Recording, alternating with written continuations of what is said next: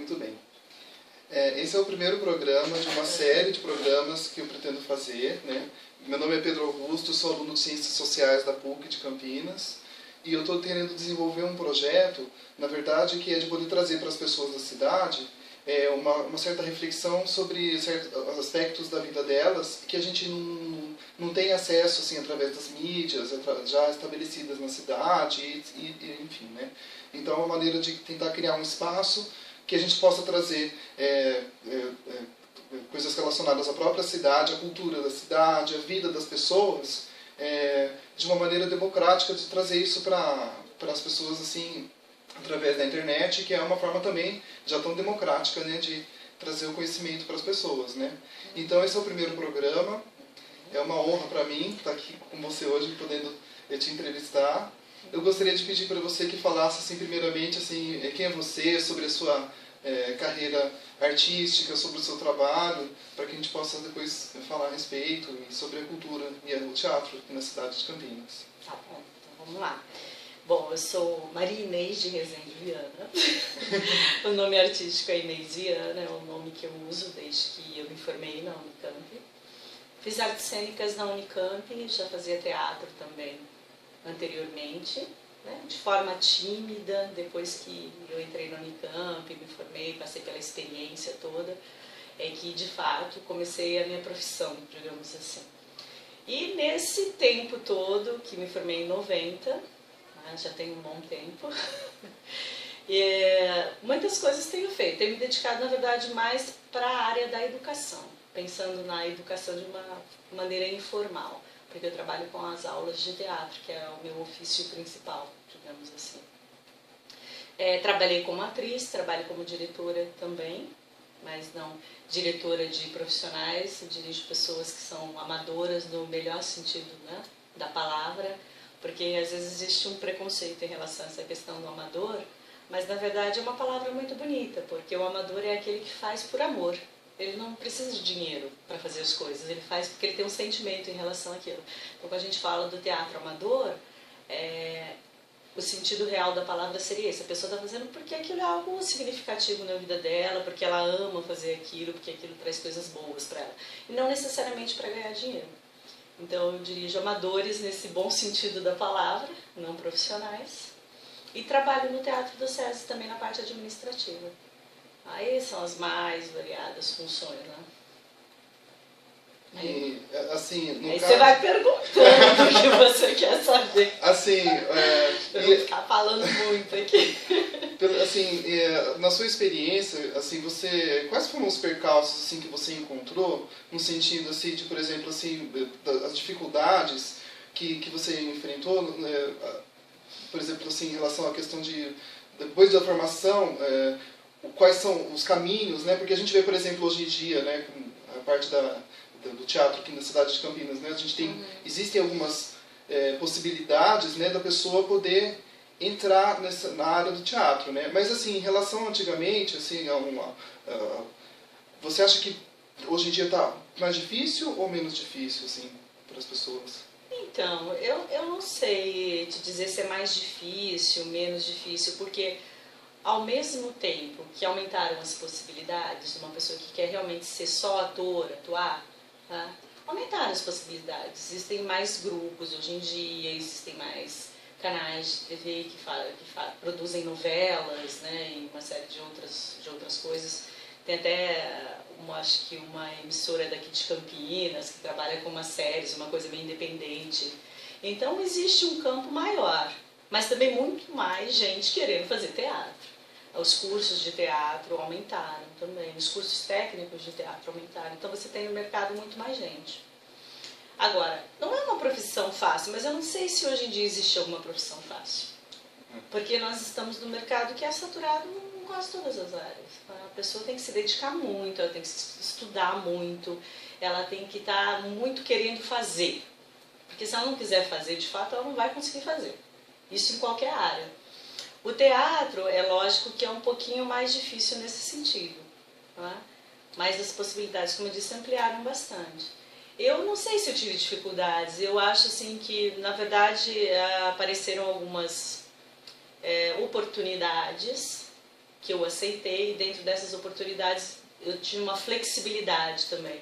Porque o teatro, você pensa atuação, mas o teatro é uma área muito ampla. É uma área que te proporciona várias coisas. Se você quiser realmente ser só ator, é mais difícil, mas se você for dar aula, se você for dirigir, se você for trabalhar na área cultural, se você for para produção, você tem várias outras possibilidades. E que você está lidando com teatro, você está lidando com arte, e você está dentro de um meio que você escolheu. Você está dentro da área que você escolheu. Então, comigo foi o que aconteceu. Eu saí da Unicamp, comecei a trabalhar como atriz. Realmente, você tem um grupo hoje em dia... Eu acho que na minha época, 20 anos atrás, era pior. Hoje em dia ainda está mais fácil. Hoje em dia existem mais editais, né? Existe um olhar melhor nesse sentido. Eu acho que do governo mesmo, do público, né? E não tinham tantos editais como tem hoje. Hoje tem muitos editais de apoio à cultura. Antes não tinha tanto. Então, isso já é um ganho, né? Você podia explicar melhor essa parte, assim? Porque as pessoas que querem se inserir, né? Então, existem grupos, assim, amadores de teatro, as pessoas que têm vontade, né? Relacionadas, muitas vezes grupos seja até de igrejas ou de associações de bairro, comunidades, né? E essas pessoas gostariam de poder se inserir e poder apresentar o seu trabalho, né?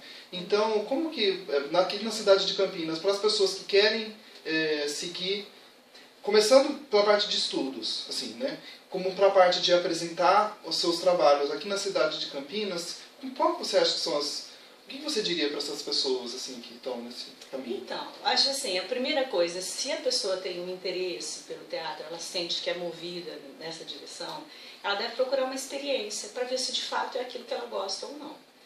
Porque às vezes a pessoa vê o teatro no palco e ela não sabe que tem todo um processo que às vezes é árduo, que exige dedicação, que exige concentração, né? Que exige persistência para conseguir chegar naquele resultado. A pessoa vê o resultado e fala, não, é só o resultado. Não, todo o percurso. Então a pessoa tem que ter alguma experiência. Onde que ela pode ter essa experiência? Em qualquer lugar que ela encontre pessoas que queiram fazer teatro, que é o que você está falando. O grupo da igreja, o grupo da escola, o grupo do bairro, do condomínio. Ela vai ter uma primeira experiência. Ela fala assim, gostei disso daí. Vamos ver como que é. Daí ela vai procurar um curso que a gente chama de curso livre, que é um curso que você faz, que não é profissionalizante, mas que você tem um contato realmente com o fazer teatral, como é o caso dos cursos que a gente tem aqui no SESC, que são cursos livres. A pessoa ela não vai ganhar o DRT, o famoso DRT que todo mundo fala, que é o DRT, é o registro profissional do ator. Como existe registro profissional de outras coisas também, né? De tudo tem que ter registro profissional. Mas ela vai ganhar a experiência. Uma vez que ela entrou em contato com um curso livre, viu como é que funciona, que tem que trabalhar a voz, tem que trabalhar o corpo, que tem que ter disponibilidade, que tem que improvisar, que tem que fazer uma série de coisas, fala, bom, então eu gosto disso mesmo, eu quero fazer isso para a minha vida, eu quero ganhar a vida com isso. Aí ela vai se direcionar, ou ela procura numa faculdade, que a gente tem um curso de artes cênicas aqui na Unicamp, tem lá em São Paulo a USP, que tem um curso também, né, ligado na área teatral, ou ela procura um curso técnico. Ela vai ter o quê? Uma experiência maior e ela vai poder cada vez mais se desenvolver para chegar a ser uma pessoa que de fato vai atuar profissionalmente. Depois que ela saiu da universidade, quais as possibilidades que tem? O que acontece muito aqui em Campinas? Muitas pessoas criam grupos e vão trabalhando. Tem vários que têm sede, a gente tem o caso de Barão de Geraldo aqui, que tem várias sedes de pessoas que saíram da Unicamp, criaram seus próprios grupos e estão lá trabalhando. Então a pessoa, ligando essa questão do espaço que você falou, ela procura criar uma autonomia. Ela não está dependendo do espaço público ou privado. Ela tem o espaço dela, é pequenininho, não cabe muita gente, mas ela consegue realizar o que ela quer realizar, o que ela precisa realizar, que é a profissão dela. Tá? E esses grupos também costumam se inscrever em muitos editais. Como eu disse, hoje em dia tem, na minha época não tinha tanto. E vão ganhando edital daqui, um da prefeitura, um do estado, um do MINC, e aí vai. E aí as pessoas vende uma apresentação para o SESI, vende uma apresentação para o SESC, vende para a prefeitura não sei de onde, e as pessoas conseguem se manter e realizar seu trabalho. Então acho que os caminhos são esses, é um desenvolvimento. Você vai percebendo que aquilo te chama, que você não pode viver sem aquilo, que se você faz aquilo você fica muito feliz, e aí você vai indo atrás, você vai ampliando as suas possibilidades. E, assim, por falar na questão de buscar o que se ama, quando você como professora e que acompanhou certamente vários alunos, assim, todo o seu desenvolvimento, né, desde o primeiro dia de aula.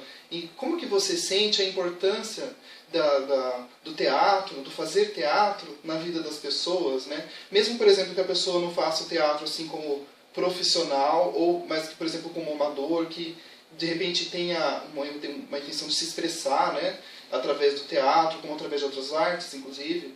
Mas como que você sente essa transformação que se opera assim, nas pessoas e a importância do teatro, do fazer teatro assim, para a vida das pessoas? Uhum. Então, eu acho que é isso. Primeiro que a gente tem que mudar um pouco essa ideia do conceito do que é arte, do que é o teatro nas nossas vidas, né? Porque a gente sempre pensa, quem vai fazer teatro é o talentoso, quem vai fazer a arte é aquele que tem talento, tem o dom. Eu não tenho dom nenhum, eu não vou fazer nada. Mas o que a gente tem que lembrar é que, na verdade, a arte deveria ser uma coisa que faz parte da vida da gente. Não precisa ser especial. É lógico que vai ter uma pessoa especial que vai se profissionalizar, pode ter alguém que tem um talento, sim, um dom, mas qualquer um pode ter acesso à arte. Por quê? Porque isso faz bem ao ser humano, faz parte. Você pegar no início de tudo, nos movimentos tribais, você percebe o quê? Você que está fazendo antropologia, né? Está fazendo sociologia, você percebe o quê? Que a arte é integrada na vida das pessoas. Então tem lá a tribo, né? A pessoa tem vários rituais, ela dança, ela canta, ela representa na forma da cultura, né, que cada grupo tem, e aquilo faz parte da vida, não é uma coisa excepcional, não precisa ser só aquela pessoa. E o que acontece com a gente hoje em dia? A gente acha que a arte é para os eleitos. Então, na verdade, o teatro é para qualquer pessoa.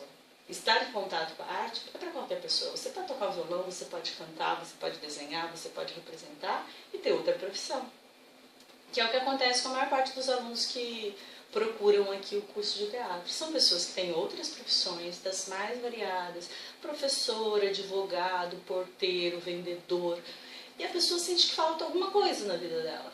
Ela quer explorar, quer ter uma experiência diferente. Porque o que acontece também é que no mundo que a gente vive hoje em dia, as coisas vão ficando muito virtuais. Você não tem mais experiência, você não tem um toque no outro, você não tem um olho no olho, você não passa por experiências variadas.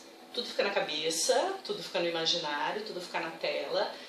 E isso faz falta, porque o ser humano precisa da experiência, precisa do contato com o outro, né? Ele precisa do olho no olho, ele precisa falar sobre o que ele sente pessoalmente com alguém, ele precisa escutar o que o outro sente, ele precisa chegar num consenso junto com as outras pessoas. E o teatro, ele possibilita tudo isso. Então você percebe que a pessoa vem pra cá movida com a coisa do teatro e ela descobre no caminho que existem coisas ali que são muito mais importantes do que até subir no palco no fim. Porque ela está trabalhando toda essa relação da experiência, do contato, da expressão da ideia. Então a pessoa acaba se descobrindo, se fortalecendo.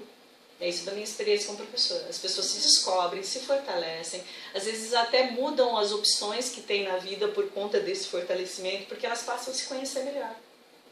E elas assumem mais do que elas conhecem dela, né? Então é um processo muito bonito, porque é um processo de integração da arte com a vida. Ela não vai deixar de ser advogado, porteiro ou vendedor. Mas ela conseguiu trazer a arte para a vida dela. Conseguiu fazer com que tivesse um outro valor. Então o teatro tem aquele aspecto bonito, você vai lá e faz um espetáculo maravilhoso, você é um super ator e todo mundo se emociona com aquilo, se toca, mas outra forma também é você estar dentro do teatro e você deixar-se tocar pelo processo que vai acontecendo dentro do teatro. É bonito isso, né? Porque o palco deixa de ser o objetivo, a meta, ele passa a ser uma consequência de todo um processo, né, de autodescoberta também, né? Exatamente. Ele vai ser uma consequência, né? O resultado que você vai apresentar, na verdade, passa a ser uma partilha. Digamos assim, nesse processo, eu estou estudando sobre o feminino e o masculino. Nesse processo, eu descobri um monte de coisas junto com as pessoas que estão comigo nessa viagem. Aí chega o dia da apresentação, eu vou partilhar as coisas que eu descobri, mas eu vou partilhar falando? Não, eu vou partilhar através de cena, de coreografia, de imagem, de música. Eu vou partilhar de uma outra forma, eu vou partilhar de uma forma artística as minhas descobertas, o meu processo. Então o curso de teatro passa a ser isso, essa experiência que as pessoas passam, esse processo que as pessoas passam, e tem o momento da partilha, que é lógico que tenha toda a emoção de se apresentar, senão daí também não tem graça. Tem que ter a partilha, porque o ser humano tem necessidade de partilhar as suas descobertas. Que é mais do que na internet, no Facebook, o que é? Uma partilha constante de descobertas e opiniões e coisas que eu acho, ou deixo de achar. Essa necessidade existe no ser humano. Quando você tem ela no real, você pode ter isso, um grupo que você desenvolva isso, é uma coisa maravilhosa. As pessoas se sentem acolhidas, as pessoas se sentem bem, as pessoas se sentem realizadas. Porque elas têm um espaço que no cotidiano não tem. Aí você faz o quê? Você sai do trabalho, aquela coisa mesmo de sempre, aí você vai para uma mesa de bar lá, com o celular na mão, né? Você desligar da internet, chega em casa, você liga a internet também, nada contra a internet, todo dia eu entro no Face, a questão não é essa. Mas assim, você acaba deixando de ter experiência. E a experiência é fundamental para o ser humano. Então o teatro tem esse aspecto que não é muito visto, mas que talvez seja o mais importante. E por falar em experiência, queria que você me falasse agora sobre os projetos atuais assim que você está tendo aqui no SESI, como que está sendo essas experiências e sobre as apresentações, os trabalhos que estão acontecendo aqui agora, como que queria que você contasse pra gente. Assim. Bom, aqui no SESI nós temos os cursos de iniciação teatral e eles são divididos em módulos. A gente tem um primeiro módulo para quem está chegando, é tímido, então ele vai ter oportunidade de se desinibir, começar a fazer as primeiras cenas. Nós temos um segundo módulo que é um pouquinho mais elaborado, que daí já entra a palavra, a pessoa trabalha mais com a palavra, com um texto, não necessariamente um texto dramático, mas com os vários textos que existem, né? Texto no sentido mais amplo também, que é aquilo que expressa, que está falando, que está passando. E temos um módulo que a gente chama do módulo de múltiplas linguagens, que é um módulo que aí sim a gente realiza uma montagem, que seria o que mais se aproxima do processo teatral, como ele acontece mesmo quando você se propõe a montar alguma coisa. Então, esse ano, nós tivemos uma proposta, estamos com uma proposta única agora, que assim, nós temos 21 núcleos, são 21 espalhados no estado de São Paulo. Em cada lugar tem um orientador, como é a minha função, e tem os cursos todos e essa montagem. Até uns 2 anos atrás, não existia uma unidade no sentido do tema. A partir do ano passado, teve uma proposta, então, de todos os núcleos trabalharem com o mesmo tema. Então, ano passado, a gente teve a proposta Nelson Rodrigues. Cada núcleo desses 21 montou um espetáculo baseado no Nelson Rodrigues, ou uma peça do Nelson Rodrigues. Realizamos algumas leituras dramáticas públicas e tal, e foi uma experiência coletiva de todo mundo trabalhando dentro do mesmo tema, que foi bastante positiva. Esse ano o tema era mais aberto, era falar sobre a brasilidade, que pode ser qualquer coisa, né?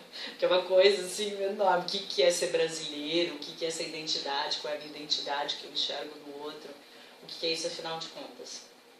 E no processo de trabalho, acabamos por ler alguns textos, né? Eles não usam black tie, Veredas da Salvação.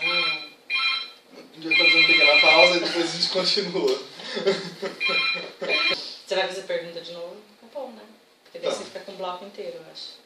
Pode ser. Porque senão você vai... Ou não. Vou fazer. Bom, já esse ano a proposta foi falar sobre a brasilidade, certo? Que é um tema bastante amplo. Então você tinha liberdade para tratar esse tema da forma que você quisesse, ou utilizando o texto ou não utilizando o texto. Nós vemos alguns textos, eles não usam black tie, Veredas da Salvação, Macunaíma, a gente retomou, Macunaíma lá do Mário de Andrade, que não é um texto teatral, mas é muito carregado nesse sentido, né, da descoberta do que era a brasilidade naquela época, e ainda hoje é um texto forte. Enfim, ficamos com esses textos na cabeça, trabalhamos muitas coisas, até que a gente caiu na Tropicália, no movimento da Tropicália, no final da década de 60, início dos anos 70, que foi um movimento muito importante para a música popular brasileira. Porque foi um movimento que, de uma certa forma, retomou um pouco essa antropofagia do Oswald, de você estar assimilando tudo que vem de fora, tudo que te chega, você transformar isso e você retornar isso de uma forma. Você não nega, você engole tudo isso, processa e você retorna isso de uma outra forma que tem a tua cara. Porque se você já processou, já não é mais aquilo, já é outra coisa. Que aliás, é muito um movimento da arte quando a gente trabalha com o processo criativo, né? Você vai trabalhando um monte de coisa, vai recebendo um monte de informações, você processa tudo isso. O ato criativo é o processamento, na verdade, porque às vezes a gente cria alguma coisa, né? A gente combina coisas de forma variada. E e dar esse retorno. Então começamos a falar sobre a Tropicália. O pessoal do grupo gostou bastante, aí chegamos naquele momento, vamos fazer o que então? Temos a Tropicália, Black Tie, aí, e lógico que eu estava torcendo pela Tropicália, que eu adoro. Mas aí o pessoal também concordou que tinha que ser a Tropicália, então foi ótimo. E começamos a trabalhar. Então começamos a pesquisar sobre isso, e falamos sobre uma série de coisas, né? Desde desse termo da Tropicália, de ser... um termo que na verdade veio das artes plásticas, porque do Hélio Oiticica, que montou uma exposição na época, uma instalação, hoje a gente chamaria de instalação, que tinha esse nome, Tropicália. E o Caetano foi ver com outras pessoas, falou, nossa, mas tem a sua cara, essa história da Tropicália, e por fim o movimento virou Tropicália por causa da exposição do Hélio Oiticica, que está nas artes plásticas e que muita gente nem sabe disso.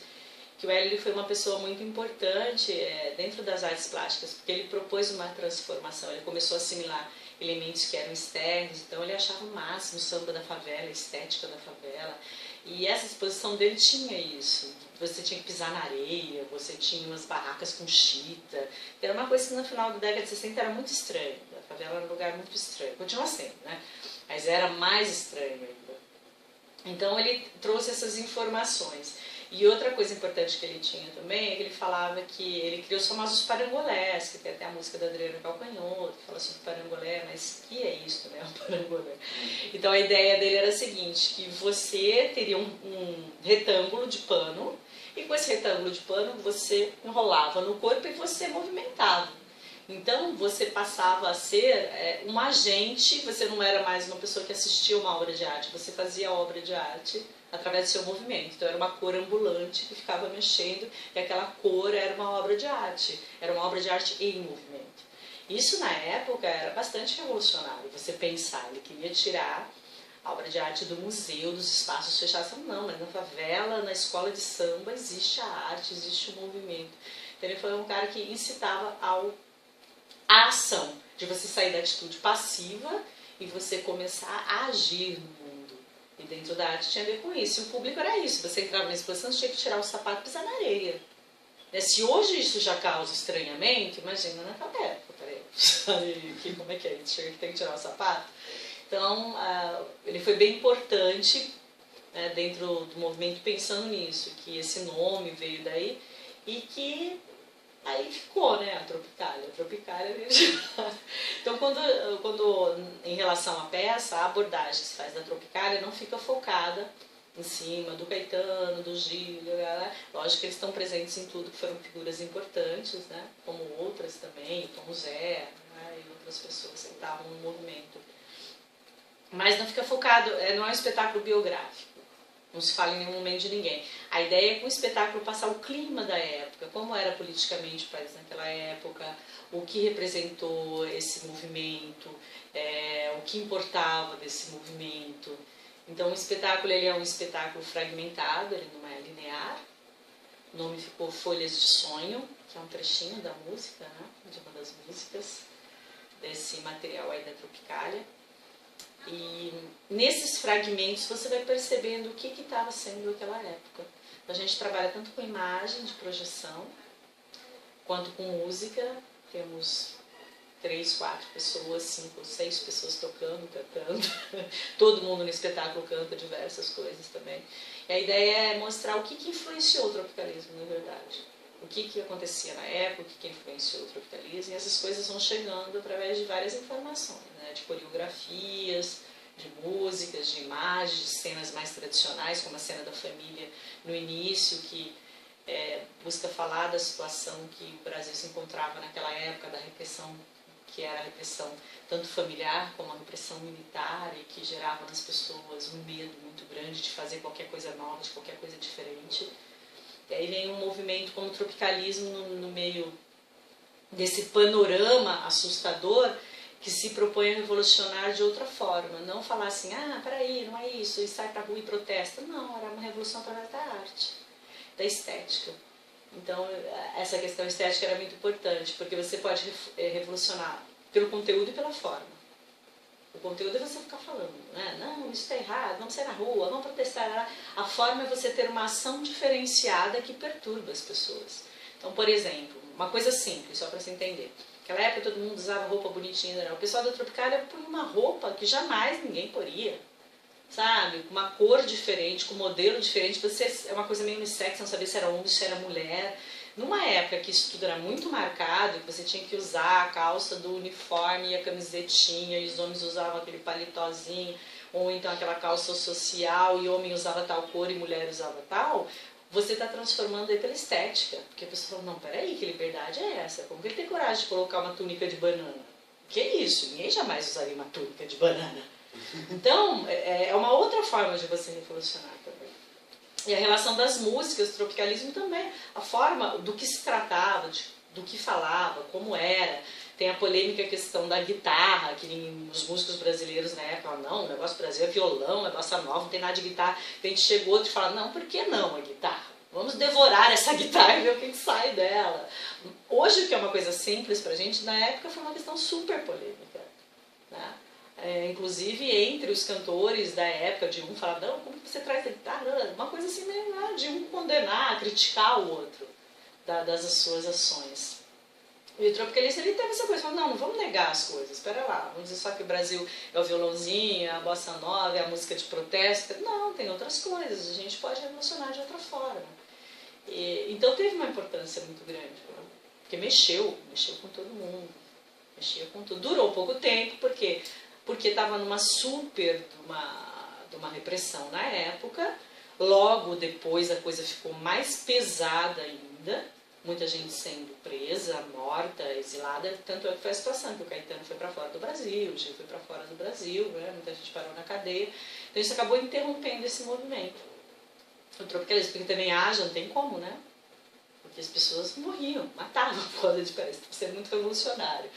Ou porque você saiu na rua e está falando, ou porque você está revolucionando aí por outro caminho. Não se podia mexer com nada. As pessoas tinham que se manter nas regras e nas normas. Então foi um movimento que não durou muito tempo, mas ele foi muito marcante. E é uma coisa que é desconhecida, as pessoas não sabem. Quando você começa a falar da Tropicália, eu mesma, eu sabia de algumas coisas, quando eu fui pesquisar, eu vi o universo que era. Falei, nossa, olha que universo rico, que coisa maravilhosa, e que a gente não sabe, é da nossa história, da nossa cultura, e a gente não está sabendo disso. O que foi isso direito, como isso foi pra gente. E isso foi se espalhando para outras áreas, que também nessa época você tinha o Teatro Oficina com o Zé Celso Martinez Corrêa, que foi uma grande pessoa, continua sendo até hoje, também no sentido de revolucionar a estética, de trazer de volta para o teatro a questão do ritual e de todas as outras coisas, da festa, e tinha muito esse movimento tropofágico também, que é uma pessoa que está até hoje. Quantos anos o Zé Celso está? Está com 80 anos, o Zé Celso. Ele está lá atuando firmemente. Nessa época, o que ele fazia era também altamente revolucionário. Tinha uma coisa muito crítica também do Zé Celso, uma crítica social, mas era uma crítica social carnavalizada. Né? Carnavalizada? Do carnaval, tinha uma estética do carnaval, mas era uma crítica social também. E das artes plásticas, como eu já disse, eu estou citando o Hélio de Sica, mas outras pessoas também estavam envolvidas nesse momento. Né? Tinha o Glauber Rocha nessa época também, com o cinema novo, que era uma coisa um pouco anterior, que também foi uma coisa que influenciou muito o tropicalismo. Então você vê que essas pessoas que estavam ali participando do movimento, na verdade elas estavam antenadas para o que estava acontecendo. E fizeram a sua própria leitura disso, fizeram o seu próprio processamento, e disso foram surgindo as coisas, né? Os comportamentos, as músicas e tudo mais. E a peça fala disso, enfim. Assim, só para, assim, eu gostaria de, antes de encerrar, eu gostaria de fazer uma pergunta que eu acho que é muito importante. É que, assim, antigamente, pelo menos, existia um certo conceito, ou talvez preconceito mesmo, de que para se fazer teatro no Brasil, para se poder viver de teatro no Brasil, existia um eixo, que as pessoas falavam, um eixo Rio-São Paulo, né? Campinas tem até crescido em número de teatro, de espaços, as pessoas têm crescido nas escolas, até que tem crescido a procura das pessoas, né, por se inserir, né? Uhum. E o público também, eu acho que tem, por consequência, também ter sofrido essas alterações no sentido de ter mais opções. Você sente o público hoje, aqui na cidade de Campinas, como mais interessado? Ou você acha que existe ainda precisa ter um certo empenho no sentido de e buscar essas pessoas para irem ao teatro, de alertar, olha, vamos incluir na nossa agenda de programação o teatro? Você acha que isso é... Então, duas coisas. A primeira falando do eixo Rio-São Paulo. Não, isso se ampliou muito. Você tem ótimos grupos que são no Maranhão, que são no Ceará, que são no Rio Grande do Sul. Grupos excelentes que representam o Brasil em festivais internacionais, que são assim, premiados, que são elogiados, que são considerados, que saem nos jornais daí mundo afora. E que muitas vezes não vêm para o eixo que a gente conhece, porque existem... são paralelos. Você tem o eixo comercial, que todo mundo conhece, que é da televisão, e a consequência disso, que são as montagens, né? Não seria a consequência, mas está ligado a isso, as montagens que esses atores que são da televisão realizam e vão para os grandes teatros, para os teatros de shopping e tudo mais, os teatros particulares. Mas você tem os grupos, que são esses grupos que se formam, que não querem ir para a televisão. Eles se formam a partir muitas vezes de uma universidade, como o caso da Unicamp, que tem vários grupos que eu já falei. Também existem outras universidades em outros lugares, outros cursos de teatro em outros lugares que também formam esses grupos. Que eles querem fazer teatro, apresentar para as pessoas e estão nesse outro caminho, que é de levar esses trabalhos para fora do Brasil, apresentar, se relacionar com os outros países, que é muito grande também, muito grande mesmo. Tem grupos excelentes que são desconhecidos. Então eu acho que com certeza cada vez mais isso vai aumentando e vai saindo deste eixo São Paulo-Rio. Só que São Paulo-Rio fica com o eixo, que é o eixo comercial. É lógico. Inclusive onde as TVs se encontram, né? As emissoras. Então é lógico que fica aí, mas tem muita coisa boa por aí. Agora, eu acho que não só o teatro, respondendo a sua segunda pergunta, não só o teatro, mas também qualquer tipo de arte, as pessoas ainda estão distantes. E nós temos que lembrá-las o tempo todo que elas têm esse direito. Não é nem questão de... é questão de direito. Você tem o direito, sim, a ter contato com essas coisas que vão te nutrir, que vão te fazer bem, que você vai poder descobrir as coisas através da arte. E é um processo. Porque, como Campinas, por exemplo, Campinas ficou muito tempo sem teatro nenhum. Quando nós inauguramos o Teatro do SESI, era praticamente o único teatro da cidade. Agora, ainda bem, já voltou o Castro Mendes, já tem o Teatro do Iguatemi, que inaugurou, e o Teatro do Liceu, que não existia, que agora tem também, que pegou essa brecha aí de que não tinha espaço em Campinas e entrou com tudo. E cada teatro tem o seu tipo de público. Então, o Iguatemi é um tipo de público, um tipo de espetáculo. Você tem o Liceu, que é um tipo de público, um espetáculo. Você tem os teatros municipais. No caso do SESI e do SESC, que eu acho que são muito importantes também, nessa parte cultural, porque são entidades que se esforçam para realmente estar divulgando tudo quanto é tipo de arte e fazer o cidadão comum chegar nisso, não só que é elite. É outro perfil. O perfil SESI e SESC é mais um perfil. Você não vai vir aqui assistir um espetáculo comercial. É um perfil, até o próprio edital do SESI, acredito que a seleção que o SESC faz também, prioriza quando o grupo é um grupo de pesquisa, a questão temática, prioriza outras coisas. Não está interessado em trazer um espetáculo comercial. Isso não, isso fica para o Iguatemi, para o Liceu, para os outros teatros particulares. Estou citando os de Campinas, mas em São Paulo tem inúmeros, né? Teatros. E Barão Geraldo também tem alguns espaços interessantes, né? Tem, como eu falei desde aqui no começo do nosso papo, que são os grupos que ficaram. Você tem a Boa Companhia, que é um grupo que tem 20 anos, que nunca parou, que tem diversos prêmios importantes né, aqui do teatro brasileiro, que já viajou para diversos festivais em diversos países. Você tem o Barracão Teatro também, que fica em Barão de Geraldo, desenvolve mais para uma linha cômica, trabalha com o Clau, que é o palhaço, né? O palhaço mais poético, assim. Que também é uma companhia que já tem muitos anos. E fora essa tem outras também. Né? Tem o pessoal do Matula, que já tem também uns bons anos, aí, não tanto como uma Boa Companhia, mas que também procura se manter ativo. E são espaços que recebem, eles não estão o tempo todo em cartaz, mas de vez em quando eles abrem. Não é uma temporada curta assim, para o público ter acesso. Tem o Lume, que é ligado ao Unicamp, que também é um grupo super reconhecido no mundo inteiro. Então, Campinas, nesse sentido dos grupos, está muito bem servido. E às vezes o pessoal daqui de Campinas não conhece. As pessoas apresentam em outras cidades, as pessoas apresentam no mundo inteiro, e o cidadão que está aqui em Campinas não sabe da existência dos grupos. O que é uma pena, porque são trabalhos sempre muito primorosos, com todo o cuidado, com todo o profissionalismo, com toda a dedicação, com todo o amor. São trabalhos assim, realizados com muito carinho e profissionalismo. Maravilha. Fala da peça, né? Sim. Que a nossa peça, Justamente. não sei quando você vai colocar isso, mas a nossa peça vai estar em cartaz do Folha de Sonho e da Tropicália semana que vem. Dia 26 e 29, terça e sexta, aqui no Teatro do César Moreiras, que fica do lado do Mário Gatti, gratuito, às 20 horas. Então, quem quiser conhecer o trabalho do núcleo, dos alunos, conhecer um pouquinho mais sobre a Tropicália. Então, só para a gente poder facilitar, assim, então, as pessoas que quiserem vir para cá assistir, eu não sei onde é o teatro e tal, tem um telefone de contato aqui que as pessoas possam buscar e alguma maneira também de acesso à programação online, alguma coisa assim? Sim, nós temos o site, né, do SESI, que é SESI Cultura. Você jogou lá no Google SESI Cultura, vai aparecer. Lá tem de todas as unidades, então aí você vai clicar no SESI de Campinas e vai aparecer toda a nossa programação. Para vir, se alguém quiser vir de ônibus, é a coisa mais fácil. É o corredor de ônibus da Moreira. Você saiu do centro, entrou no corredor de ônibus da Moreira, o segundo ponto, você para na porta do teatro e desce.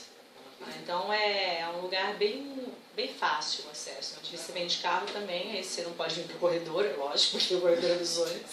Mas você chega facinho aqui também, pela aqui da BAN, pelo túnel ali da Campos Sales. Então é um lugar bem fácil. Para maiores informações, a gente tem o telefone do PABX, que é o 3772-4100. Ou então o do teatro, que é o 3772-4184. Perfeito. Lembrando a todos que é 19, que é aqui da cidade de Campinas. Então, eu gostaria de agradecer essa primeira entrevista de uma série que nós vamos fazer e que eu espero que nós possamos também ajudar a divulgar justamente essa parte nossa da cultura de Campinas, que a gente tem, que precisa de espaços. E também nós temos uma página no Face que é o SESI Campinas. A gente todo dia está colocando a programação, que talvez seja mais fácil até para as pessoas, né? Entrar na página, o que tem hoje, o que tem amanhã, o que tem depois de amanhã, que a gente sempre está colocando. SESI Campinas lá. E a pessoa pode seguir, né? Ela vai recebendo as atualizações. Pode sim. E eu também agradeço a entrevista, a oportunidade de falar, porque nós que somos do teatro apaixonados, sempre gostamos de falar do que a gente faz, que é sempre um relembrar de boas coisas que a gente vem fazendo aí no decorrer de uma vida, né? Então é isso, também agradeço de você ter me escolhido para a sua entrevista aí. Então, muito obrigado. Então, é isso aí, gente.